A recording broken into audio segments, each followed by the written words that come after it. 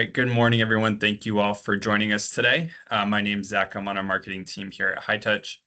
In a minute or so, I'll hand everything over to Jason, Kevin, and Andrew here. But just a couple of things to keep in mind as we talk about compliance, IT, and cybersecurity for the next hour. You'll see a Q&A at the top of your screen.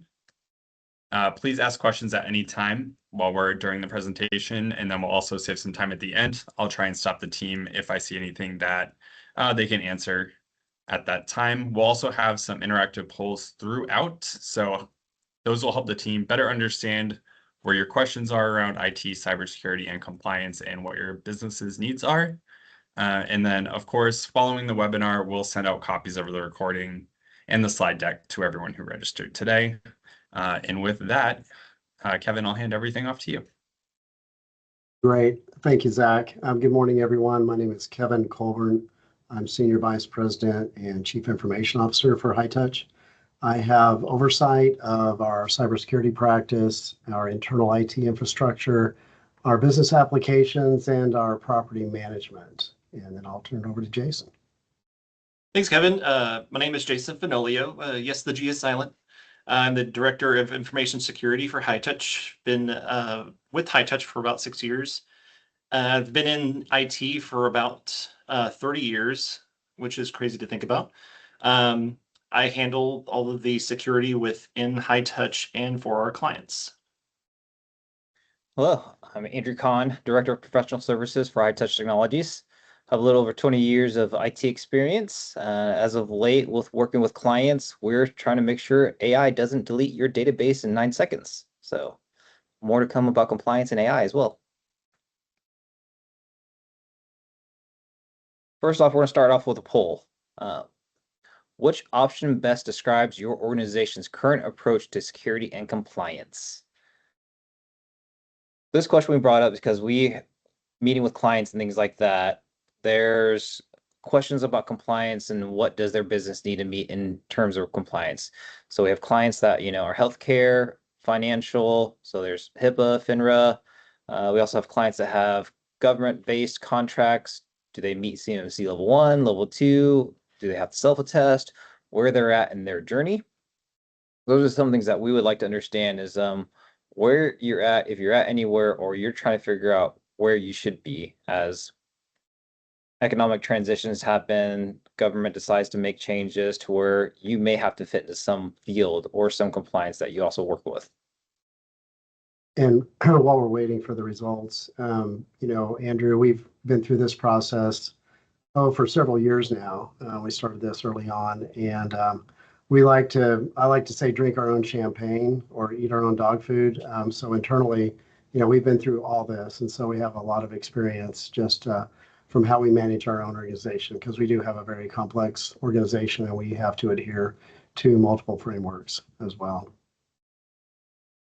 Yes, good call on that, Kevin. I mean, and there's some frameworks to where your organization may need to meet a compliance standard, but overall, you want to ensure any clients or any prospects that you're interacting with, you can guarantee that you take their data as important and present and secure as possible. So just giving, other people the warm and fuzzies. So looks like some of the polls, we have questions answered. So 43% have defined requirements. So either because you're healthcare, finance, government. About 29% were acting customers with vendor requests and security questionnaires. And then 29% were trying to figure out which framework actually applies to us. So thank you for that.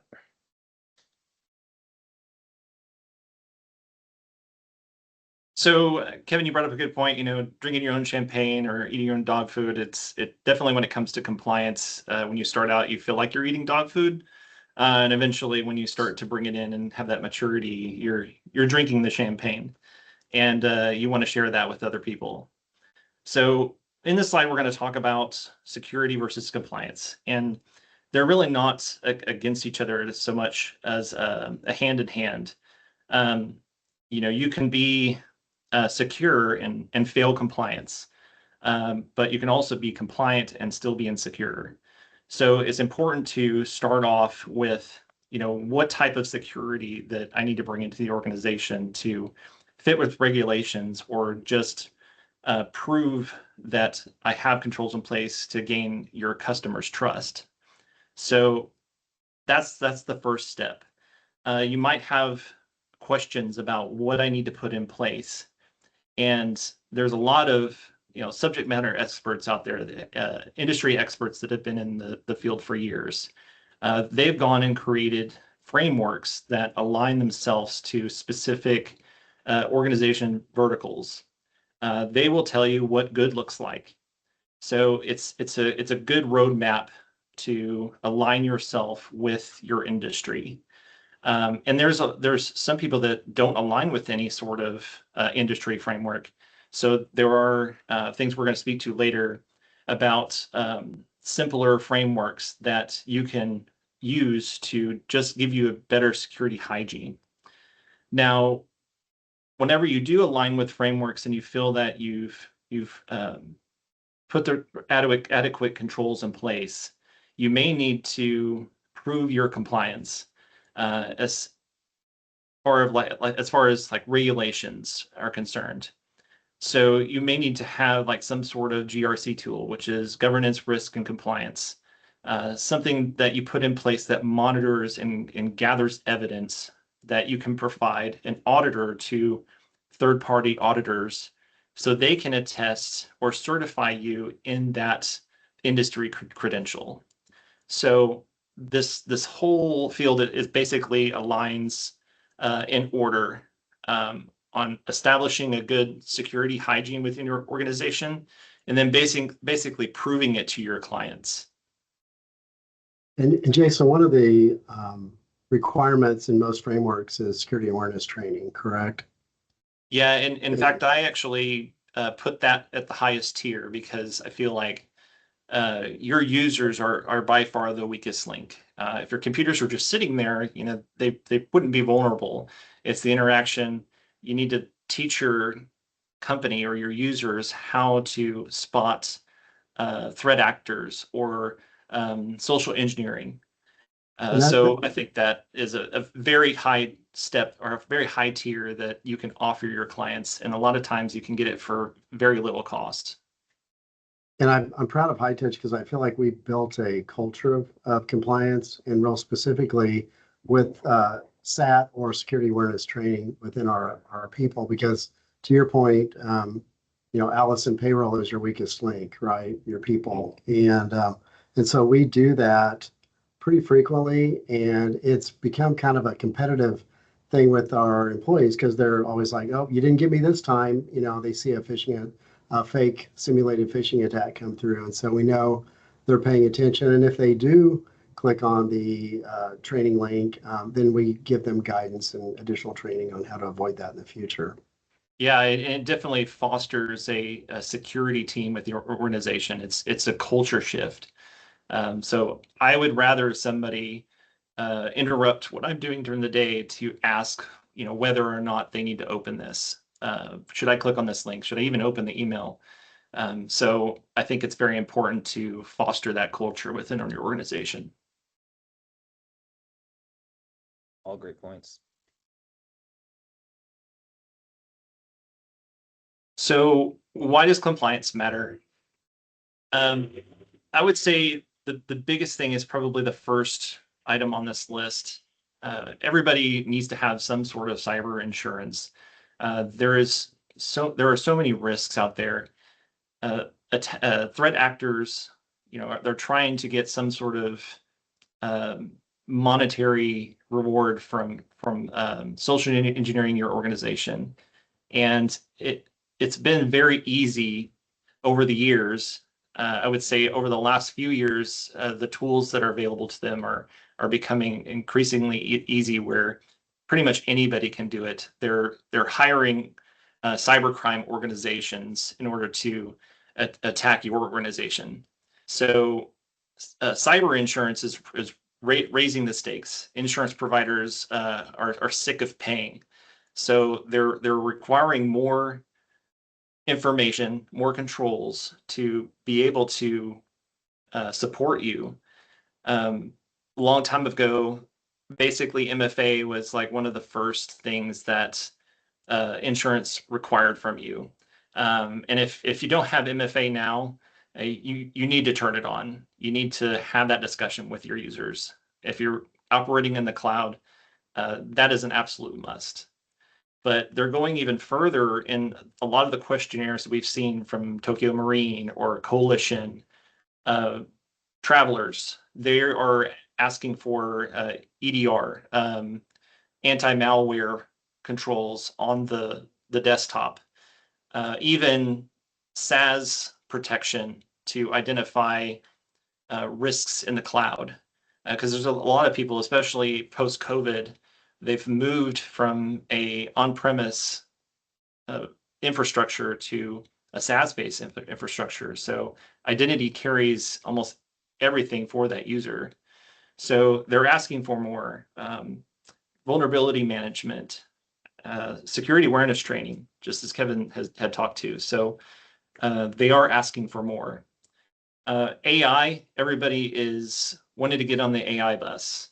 There is a push to put some sort of AI platform in every organization because there's pressure that if I don't start using AI, I'll get left behind. There is some truth to that, but you need to put guardrails in place before you enter that into your organization, because just simply adding one user to some sort of AI platform and introducing it to your data can give that LLM access to everything that that user has access to. So we have users that are testing that. Typically, they're senior leadership or IT admins. They have probably the most access in the company. So before you take that leap in doing any sort of AI testing within your environment, it's good to have some sort of assessment to ensure that you've gone through and done sort of data governance or data classification, checking for least privilege. Hey, Jason. So on speaking of AI, it's such a it's such a generalized term, and you were talking about some internal exposures or access. Can you give us a specific example of how like a bad actor might leverage AI to increase the cybersecurity threat? So one of the biggest attacks we've seen is definitely a BEC. It's business email compromise. Very easy to gain access to users, even with MFA. But if somebody were to gain access to that user's mailbox or their OneDrive or their Google Workspace, the AI can download that data very quickly and analyze everything about that person and their clients. That point, the rapport becomes very valuable. It's not only just the data value, it's that rapport with the client, and the AI can pick up on that. So it can actually craft emails to speak like the user that it had compromised and convince a client or somebody else in the organization to do things they normally wouldn't do, such as changing routing numbers or correcting invoices or changing the payroll information for a user. So it's definitely becoming more sophisticated in how an actor is able to behave after they've gained initial access. Okay, thank you. So lastly, I would say with contracts are on the line, a lot of clients are requiring some sort of trust certification before they do business with you. They want to ensure that you've had something to verify that you're going to protect my data if I'm going to do this business with you. CMMC with the NIST 800-171. This has been in place for many years. The actual initial requirement, and folks have been able to submit questionnaires and say that they've done it, but they really haven't. So the government is really cracking down on making sure that somebody is going through and verifying you have all these controls in place. Most of the time that they really haven't done it. So it's become kind of a very expensive venture to get to where I need to verify everything I've done. And you actually have auditors that are making sure you have all the controls in place to an extreme, I would say. So whenever you want to do government contracts, they're basically going to say if you don't have a CMMC level 2 for the level of secrets that we're going to give you, you're not going to win the contract. So Jason, when we think of why compliance matters, right?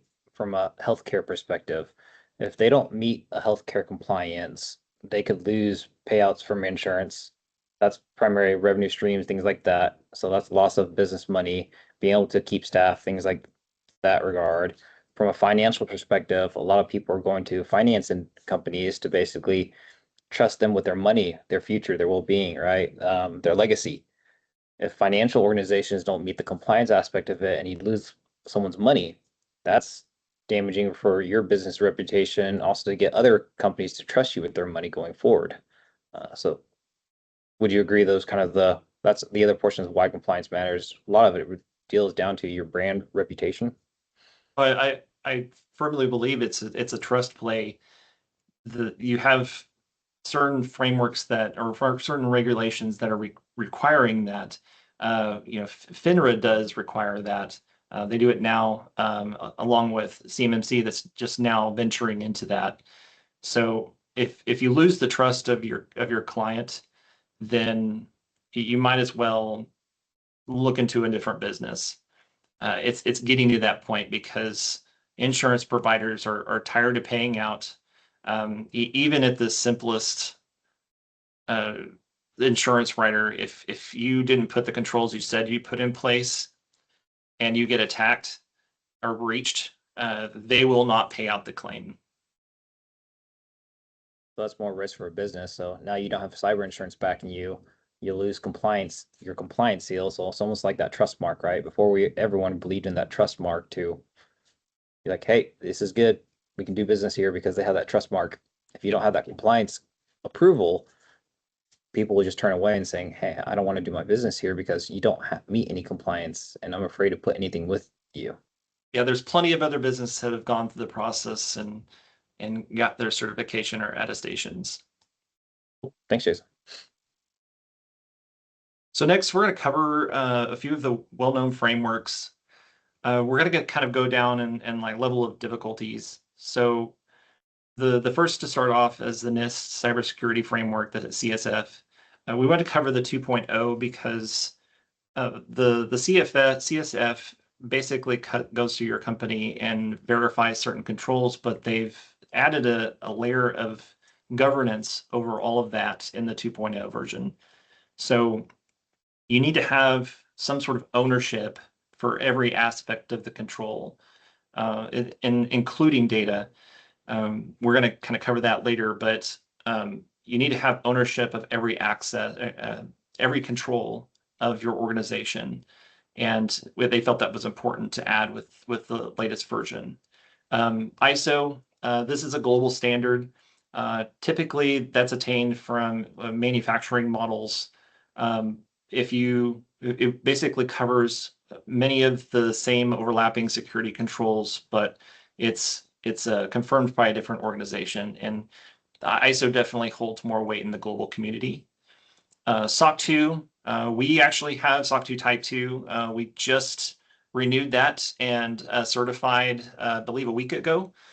So we've proved over a 12-month period, that entire year, that we have our security controls in place and had it attested by a third party. HIPAA, of course, deals with healthcare. Any sort of healthcare organization that handles personal health information and PII and does business with insurance must have specific controls in place. And it's a bit of a step up for some of the requirements and some of the reporting. PCI DSS, that is anything that deals with card data.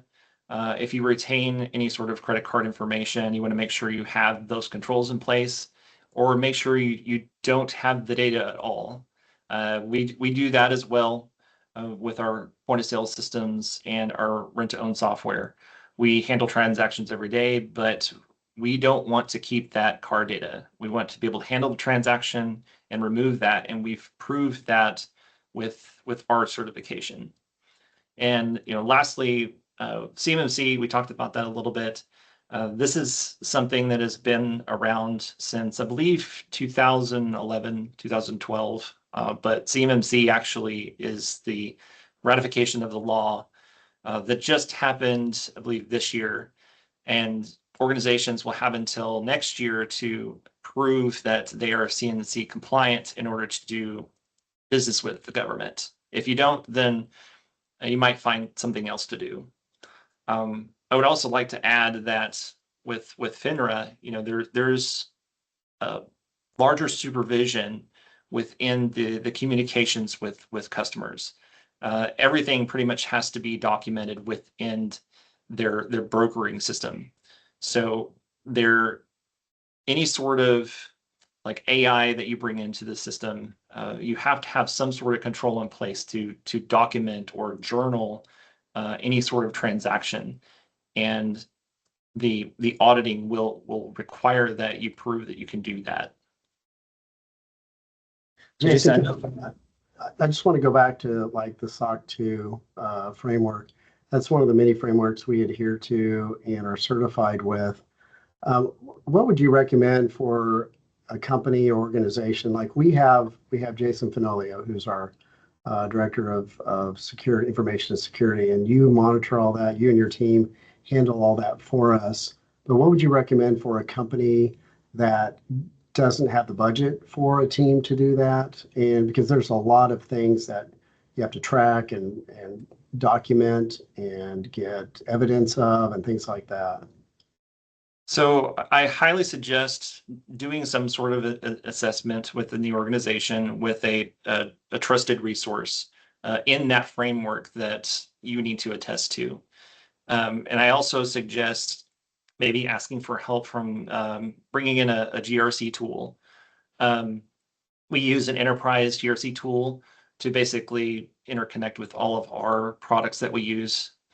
And having somebody manage the collection of evidence, which later we will talk to on project versus program, having some sort of compliance as a service program put in place. So you take a lot of that work off of your internal staff that you may not be able to budget for or have time to perform. So not something you would just assign as a 15% of time for an internal tech or a accounting clerk or somebody like that. No, because that's the jack of many trades thing. It really doesn't work here. You typically will have in smaller organizations where the accountant is also the IT guy. If you're starting to bring in compliance, it makes things incredibly difficult for that person, and you start to get burnout there. So having somebody help you out with that, I think it's a good thing, and a lot of times it can save money in the process. Right. So Jason, thinking about all these frameworks, most organizations from a required perspective, they know what they need to be compliant is if they're required. If an organization does not meet any of the required aspects of it, would a good start be the NIST CSF 2.0? Yeah, I believe it is. I think the NIST CSF, that's actually directed by the United States. There is also the CIS. That is a very good framework as well. There's the same people on both teams, but the CIS is more globally known. But both show maturity levels. So especially with the CIS, you can establish an IG1 basic security protocol, and then it allows you to mature through the process to hit a level 3.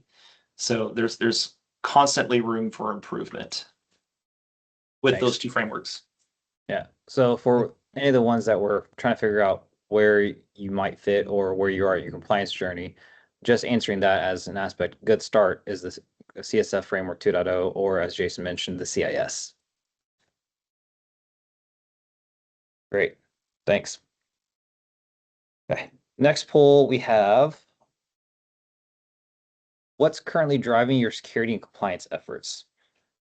So as we talked already, some might be healthcare, some might be financial, some might be manufacturing. There's going to be aspects of it to where in the future it could be potential that if you are a subcontractor for someone that has to meet a compliance standard, you may have to have some controls in place that also would meet that.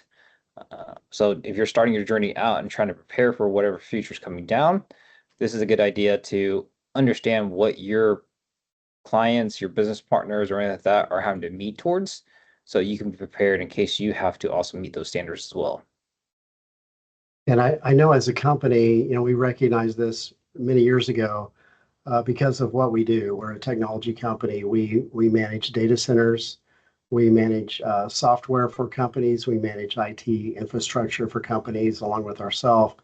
We realized we needed to get ahead of this early on so we could help guide our partners and our clients through this. And so one of my first tasks was to meet with our board and the rest of the exec team and really get everybody on board that, we need to adopt this, that we need to allocate some time and resources to this so that we can build in the right processes, get the right tools that help our group do their job better. And just make sure that is when we get in that culture of compliance like we talked about before, because you really need to get buy-in from everyone in the organization. It's not just a top-down push, it's spread throughout the organization. Yeah, I would say all our users pretty much live it and breathe it now that, they understand why we did it, especially with the amount of clients we have, the data that we interact with and what we deal with. It was important for us to take that SOC 2 Type 2 journey. Kevin, you actually made a really good point that I'd like to drive that nail further down. You need to have senior leadership all bought in. This is not something that the IT team just decides to do. You need to gain that direction from the senior leadership because everyone needs to do it. It needs to be a top-down push and enforce that culture within the organization to succeed. All right, so from the poll, it looks like we got 17% regulatory legal requirements, 33% cyber insurance requirements or renewals, 33% internal risk or leadership expectations, and 17% that's maintaining an audit certification.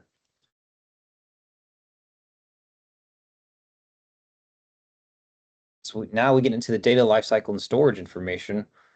We want to talk about what the real problem is.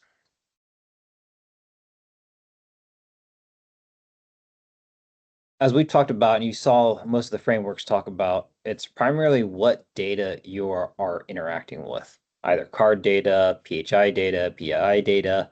It's all in regard to that client's data, even aspect of it. What are they dealing with? The problem that we see with a lot of organizations as we talk with our partners and clients too is that there's data sprawl. Data is everywhere. You don't know, no one's really managing it and owning that data anymore. And when that happens, you could have data sitting there for 10 plus years that you really don't need anymore. So understanding if you fit a compliance framework and, if you don't need to hold that data more than a year, 3 years, or 7 years from a lot of different compliance standards, it is good to get rid of it. Any old data could be, it's costly. As we look in the cyber threat world, ransomwares put a value on your data. So the more data you have on there, the higher risk and cost you have of exposing that and data and information. That is why it's very important that you do have someone governing your data. A lot of times access isn't fully controlled. So what we mean by that is you have data that sits out there as people have cycled off. You don't know if you have right roles put in place. That data could be accessed by anybody. Policies aren't consistently followed. You're introducing AI into that data, and a lot of AI, depending on what their rights and roles are, if they have access to HR data, salary data, AI can pull all that information, and it takes very little prompting to ask AI, hey, give me that information. So documentation, all that's very important. Understanding who has access, And if you haven't done an audit on your data, very good idea to start, because it's never too late to start in that aspect. But overall, it's truly trying to understand where your data is, who has access to it, what will have access to it, and what you need to do with it. And I know I'm being a little sarcastic. I know my IT staff loves to talk about data retention, data policies, data compliance, because it is so overwhelming. And so we do have policies in place, but back to your point, you've got to adhere to those policies. You have to police them, audit, train, and again, get people in a mindset and culture of, okay, do we really need to keep this data? What can we purge? What do we provide the right access to? And so we've really done a lot with implementing tools and processes that really kind of help scale that process, because as everybody knows, data is just so overwhelming. So when you get the right tools in place, combined with the right policies and culture, it really is just kind of a continual process, and it isn't so overwhelming once you get into that. The way I like to explain this is like data's gone digital, and because data's gone digital, you don't have that view of like files stacked up on your desk to say, I need to get to that, I need to clean it up. Because of the digital age of it, data has pretty much become almost out of sight, out of mind. Yep. Get out of my head. I was about to say that. Yeah, the one thing too is Andrew had mentioned that if you don't need the data, you just need to get rid of it. And a lot of reasons why you should do that is, it can be a liability if you retain data too long. But if there's a situation where, I may need this, it's very easy to move that data into cold storage. If it's not something that I need to have readily accessible 24/7, that's a good option to offline that data and keep it in a protected place. You perfectly rolled into the next portion, our data lifecycle aspect of it. So as we talked about data, right? Who owns it? How should you start managing your data better, right? Of course, you're going to collect the data. A lot of organizations still have data on premise, file storage aspect of it, file servers. It's great still to have files in certain areas, but one of the things with it having on premise is a lot of tools you need to be able to manage it if you want to automate or workflow it. We've shifted a lot of clients to SharePoint Online, and we've used SharePoint Online primarily, and I enjoy it because I have a way to kind of systematize my data to where I don't hold on to data longer than it needs to be, or I don't have duplicated, triplicated data because I've done so much to it. We can start with a template and then kind of build from there without having to rewrite the whole wheel. SharePoint Online also gives you data loss prevention capabilities to where you can start putting folders for certain files. Once they hit that data lifespan, they're archived out, either archived into cold storage if you do need it for potentially longer terms because you're legal, advising on legal counsel, things like that, to where it may need to come back for discovery. You have that ability to do that. But with the data loss prevention, you can automate a lot of what your data does and how it's being stored for your use. And again, if you don't need it, it's something that's old marketing information for somebody that's no longer in the business, disposing of it, right? How do you properly dispose of it so it can't come back? Things like that. It's almost like having a digital shredder, just picturing it out there and somewhere and making sure you shred that information. Yeah, and that's another item of the data life cycle of destruction. There is ways to do it on the digital side, but we still have desktops and laptops. That's part of the life cycle. And one part of it, at least of SOC 2, is proof of destruction. And we actually have the ability to give certification for data destruction. We don't see it as often because typically it lives in the cloud, and you can repurpose hard drives. But we also have a drive shredder from whenever we need to get rid of obsoleted drives. We just toss them in there and it crushes them. It's really fun to watch. But that's another part of the discussion destruction processes. What are you doing with your physical data? And printers, because printers also hold everything you print for a certain period of time. So that's something to keep in mind. Added tidbit there. Crushing hard drives. Crushing hard drives is a very satisfying thing when you've had a stressful day. Yeah, we kind of fight over that a little bit as who's going to do it. But I would also like to add to with the data lifecycle and talking about governance, the much needed added part of the NIST cybersecurity framework, making sure you have owners of any data that you create. There's many situations where you don't have ownership, especially in the cloud.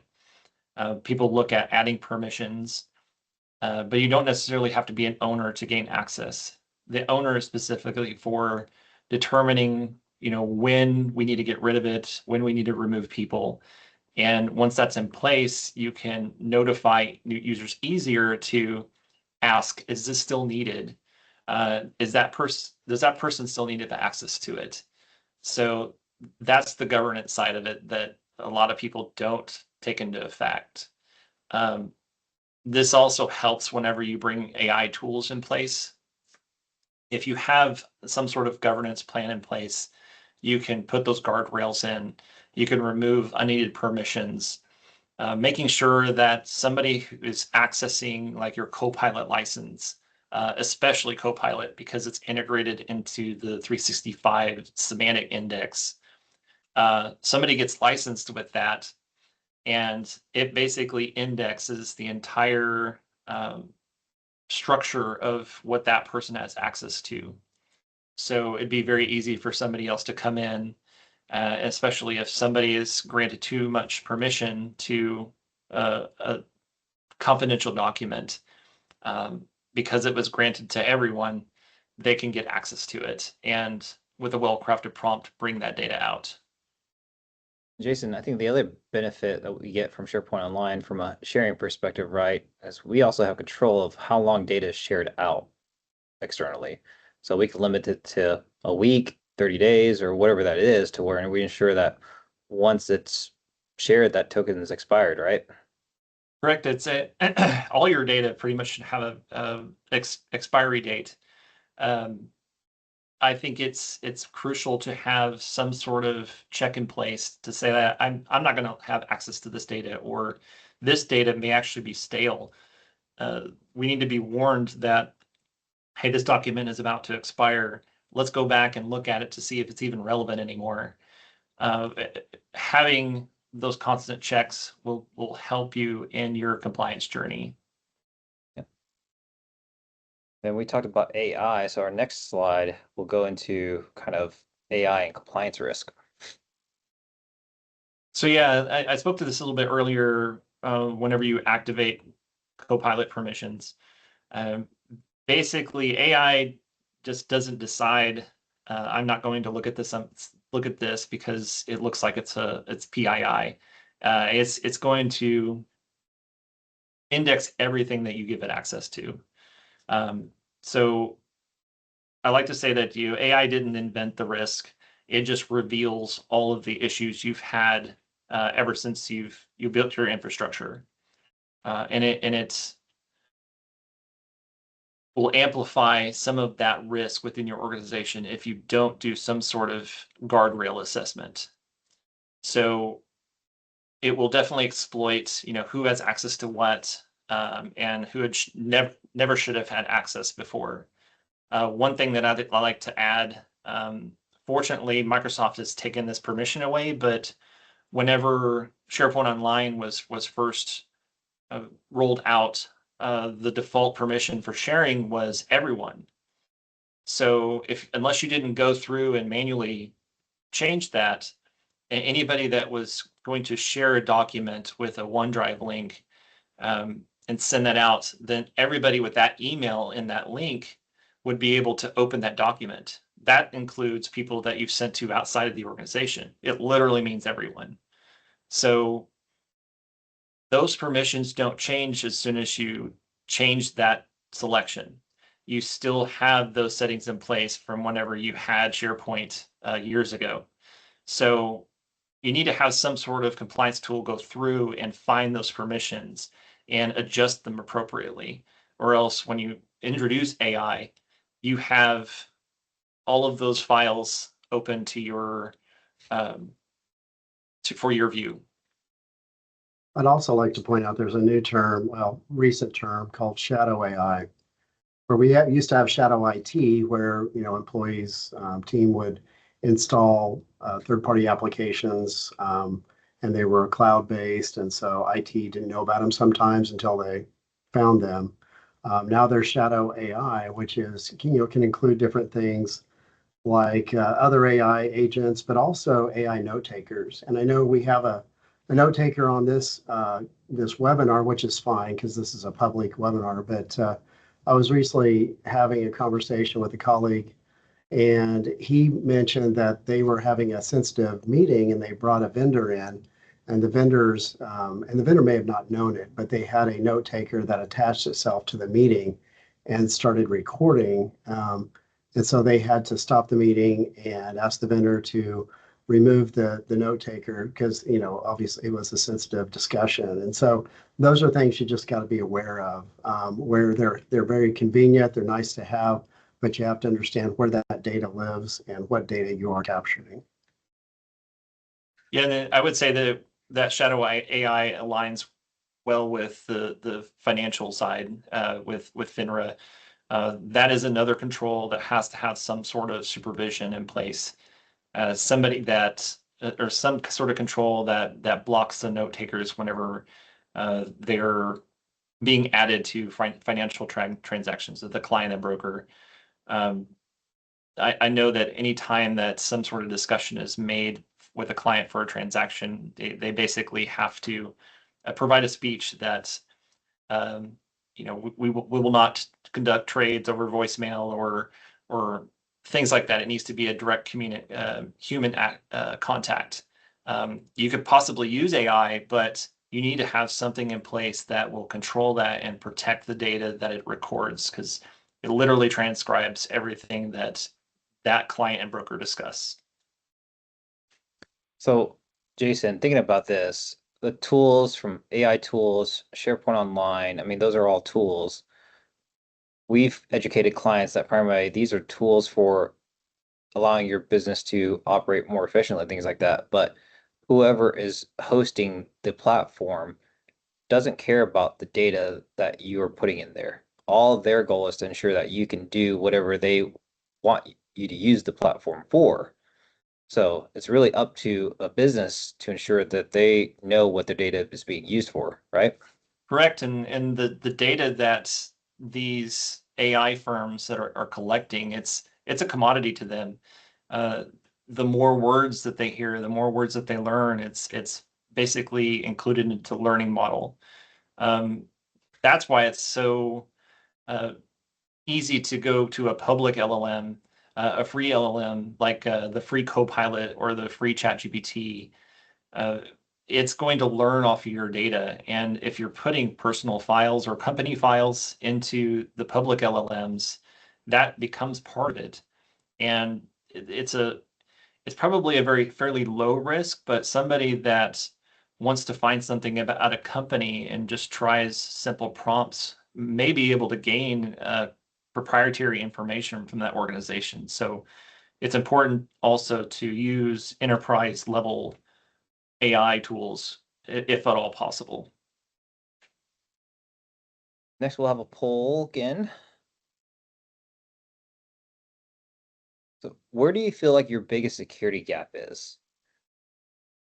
From a lot of organizations that we hear, companies and partners, they talk about their security gap being, really it's their data, who all has access to it, who's all using AI, how is AI integrated?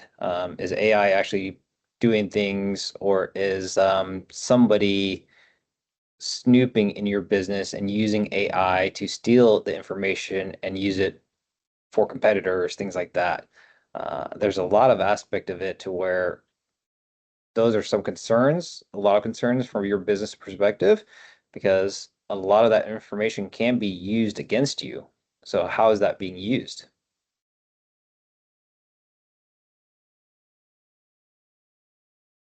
looks like 20% for 17% for data visibility, 50% for AI risk management, so 17% for ongoing compliance management, and then 17% for something else. So thank you for that. Again, as we talk about the biggest security gaps or concerns and things like that, there's a path. There's always a path to kind of the direction on where your business is currently, where it's trying to head to, and how do you make things easier for your organization. As we talk about that, we're talking about where's your kind of sitting.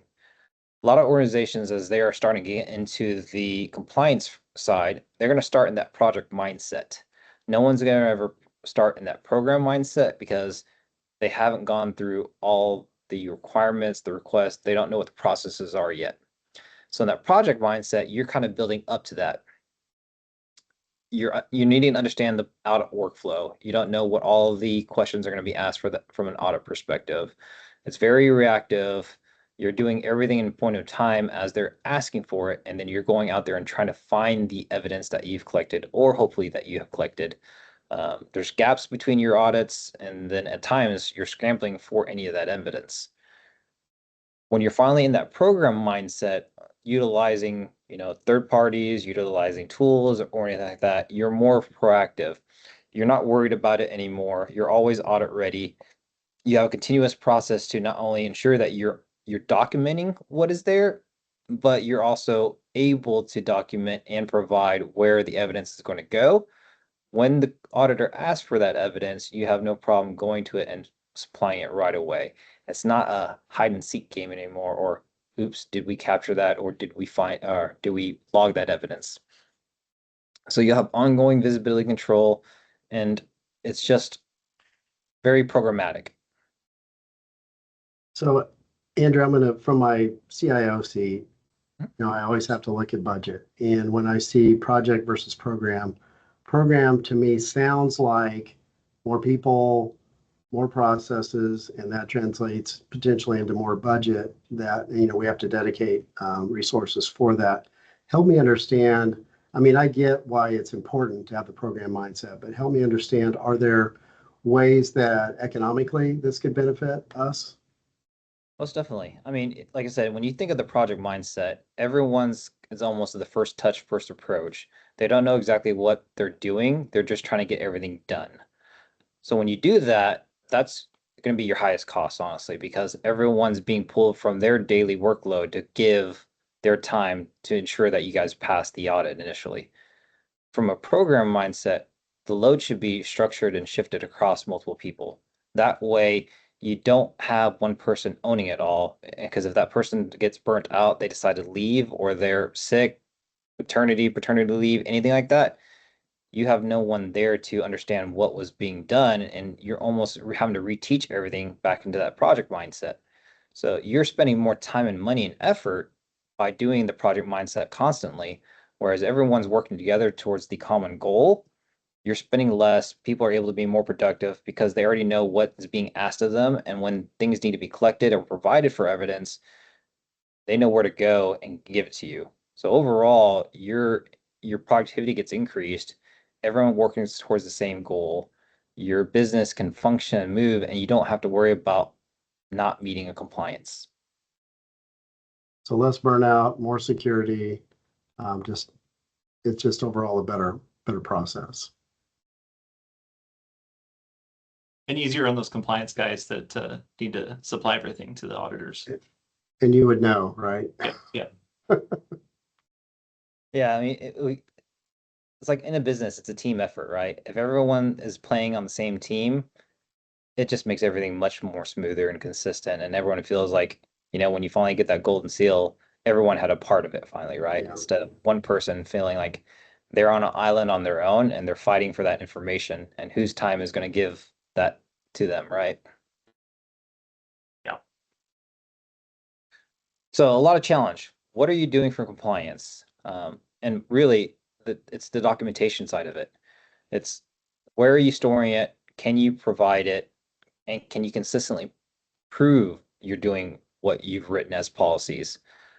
policies a lot of times are in the past, as before auditors are really, and the government are really counting on you proving you are following your policy. So as Kevin talked earlier, right, drinking your champagne, it's knowing what you have to be able to provide, and then the people in your organizations, because you built that culture, you're actually ensuring that all the policies that are out there are being followed. People know what they need to do.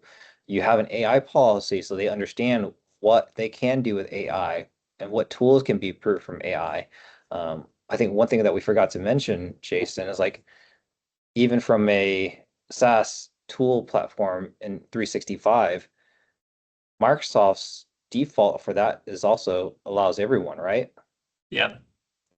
So it means from one person getting an AI note taker in a meeting, and if they want to look at that meeting from somebody else's AI note taker that was joining the meeting, they could be asked to sign up, they could be asked to download that platform, and they're just following along the clicks just so they can view the recording.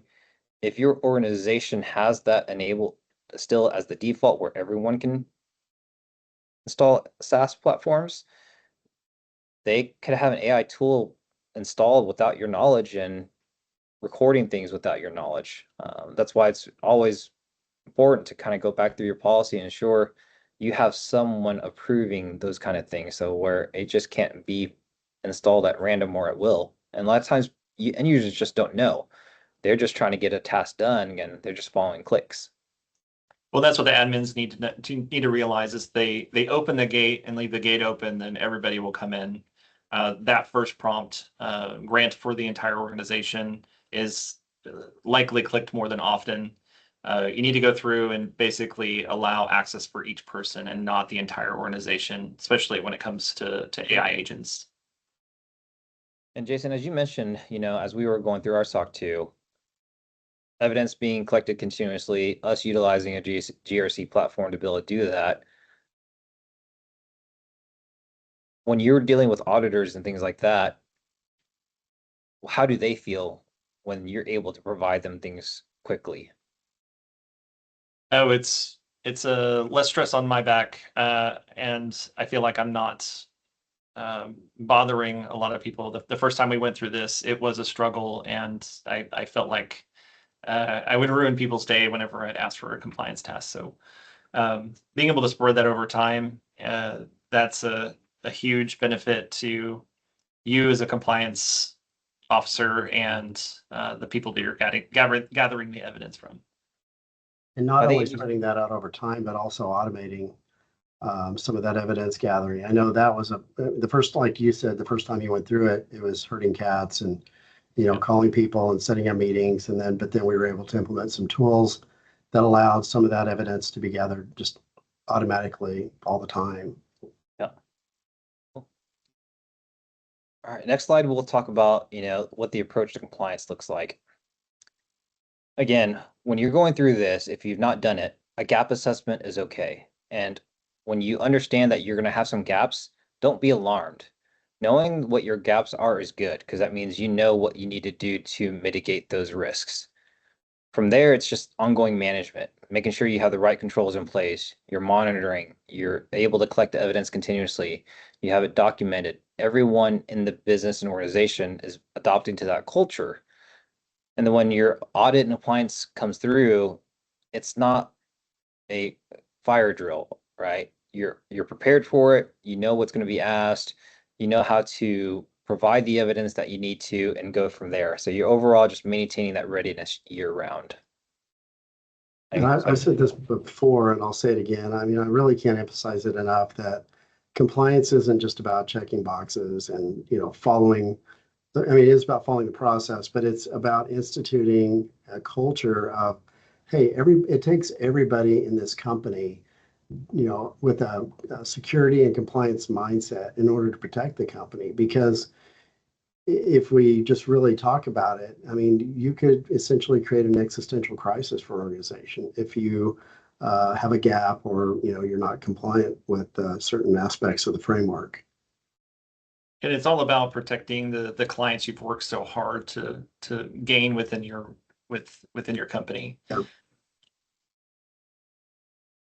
So Jason, why do companies outsource compliance? So we spoke to this a little bit earlier. Many small shops, small to medium businesses that don't have somebody to dedicate to a compliance role. It's always good to have some sort of third party in any situation, especially if this is your first time. They can give that fresh eye approach to your security controls and tell you if you're doing them right or not. Running mock assessments, I think, is a huge benefit to organization, especially if you're looking to have a third party auditor come in. Having somebody to come in at a smaller rate to just go in there and check to see if all of your ducks are in a row will help you pass the audit that does cost a considerable amount of money. That's especially important when you're talking about government compliance with CMMC. There are certain areas of the assessment where an auditor will come in and they'll look at it and say, you're not ready. We'll come back whenever you are, but you have to go through that whole process again. So doing mock assessments helps greatly. And it'll go around a lot of the internal bias, things that people aren't looking at on a day-to-day basis because they're doing the day-to-day and often they're doing another role. It also requires that focus to get the job done. Somebody needs to go through and make sure that they are collecting evidence and at the right periods of time. There are things that need to be gathered quarterly. Most of the controls need to be proved annually, but those quarterly gatherings are important to make sure you get them whenever you need them, because at the end of the year, when you're providing evidence and you didn't get that first quarter evidence, then you either have to put some sort of exception in the report that you didn't do it for on the SOC 2 side, or you could fail the audit. And it's better luck next year kind of situation. So that's important to have somebody set up some sort of program to ensure that you're getting all that evidence. So Jason, you talked about like gap assessments, the speed of, evidence collections and providing it to auditing. I mean, if you were thinking about that perspective and you had a lot of things ready from a program perspective, when audit time comes, your cost of an audit could also be less because you've already systematized this enough. Correct. The less time that an auditor can spend on an audit could help you greatly. And if they know you have specific tools in place, they'll often offer you a discount for the audit because they just know this tool will make it much easier for them to complete it.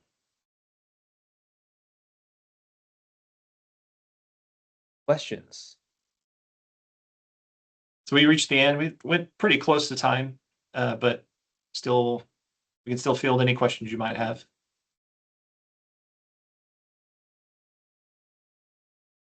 And if you're wanting additional meetings, like I said, we're glad to take meetings to help you understand the compliance better. If you have to meet it, or if you are in compliance, what we can do to help speed your auditing, things like that.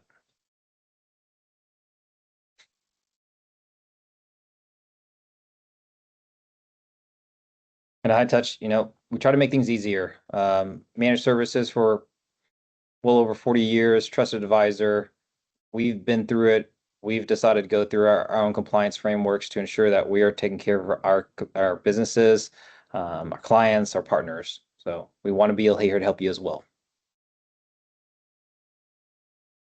So if you're interested in getting a meeting set up, just let us know. We're glad to get that set up. And then be prepared for our next webinar. We're going to be covering incident response plans. That is something that's been very high in cyber insurance, as Jason talked about. So if you have cyber insurance, they want to know if you have a incident response plan. And if you don't, we are here to help build you one. It's part of those frameworks too. You have to have one in a lot of those regulations.